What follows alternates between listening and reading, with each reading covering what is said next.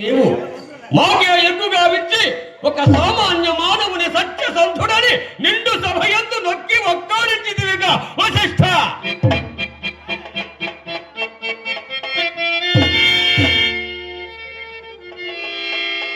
ఓరి దేవేంద్ర, మేమందరము నిన్నొక పెద్ద చేసి చింతామణి పీఠమును ఉంచిన పగరుచే దుడ్డు వచ్చి పిల్లను వెక్కిరించి తన్నమ్మును మమ్మే అధిక్షేపించిదివిగా. మా ఇరువురికి కలుగు కలహమునకు ఆనందించిదివిగా స్వాధికార గర్వోన్మత్త వ్యర్థ ప్రలాపి.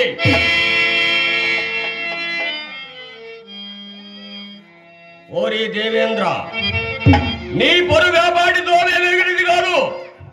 అర్ధరాత్రమున గౌతముని వంచన నక్కి కుక్కుడు ధ్వనిగా వించి సాధ్వీయకు హాని చేపట్ట పూరిడు పేరాశగున్న కామాంధుడవు.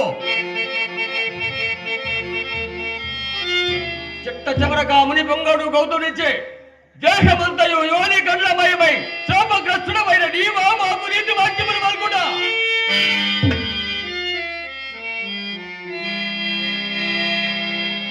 ఎన్నడు నీవా చింతామణి పీఠమును కర్హుడవు కావని మా మనమున దోచినతో నాడే మూటా ముళ్ళ సంకట పెట్టుకొని అలా లక్షణాయని కానలమరాతములకు బావలసిన వాడవే.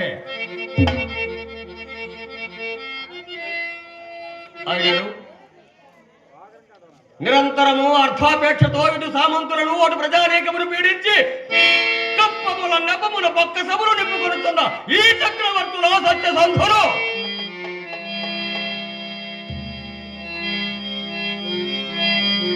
లోకమనావశ్యకముగా నన్ను మహాకోపిష్ఠున నీవు నా కోపాంధకారము చేసిన ప్రతిజ్ఞను నెరవేర్ప బ్రహ్మత్వమును నిలుపుకొనదానని భావింతురు గాని నా ఈ తపశక్తి అందలి సార్థకతలోని పరమార్థమునెవరి రుంగుదురు. కావుననే జగదేక పూజ్యురాలకు గాయత్రీదేవి విశ్వరథుడనైన నన్ను విశ్వమిత్రుడిగా మార్చినది.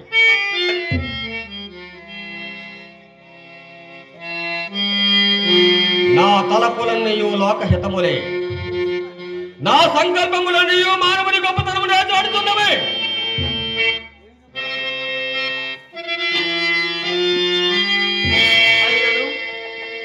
ఒక్క క్షత్రియాధముని వంకింప నా వంటి మునిరాజు ఒక కర్తవ్యముగా తీసుకుంటా నాకు అవమానకరమే. అలాగని అశ్రద్ధ చేసిన అది అనర్థాలకు మూలమైనచో సాటి ఋషికుంగముని ఎదుట మోమెత్తి తిరగలేకుండా కూడా అవమానకరమే. కావున గట్టి కట్టడి చేయవలే. అట్టి దుర్ఘటమైన కార్యక్రమం పైవేసుకున్నందున కనివార్యముగా దాన్ని నిర్వర్తింపవలే. ఇందు నాకు జయమా పరాజయమా అని ముందు యోచించగా హరిశ్చంద్రుడు నా మాయాదారమునం వడగాబద్ధమాడుకున్నాను. సాటి రాజ్యపట్టి సత్యకీర్తి ప్రపంచ స్థాయి నిలుపకారుడమైతినను సంతసంబే నాకు జయం బగు.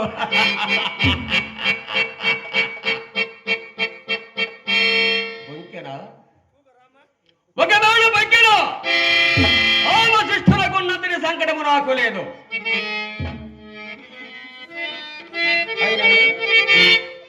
విశ్వామిత్రుడనగు నాకు అపజయ భయమేడి.